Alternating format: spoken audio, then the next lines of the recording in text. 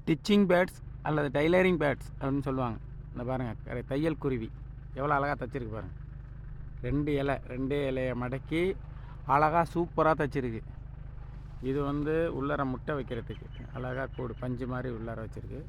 இதை நம்ம டிஸ்டர்ப் பண்ண வேணாம். இந்த இடத்துல அடர் செடிக்குள்ளார கட்டியிருக்கு.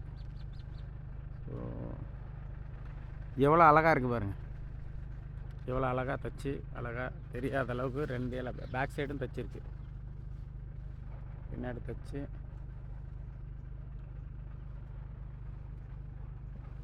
உள்ளார பஞ்செல்லாம் எடுத்து வச்சு அழகாக வச்சுருக்கு.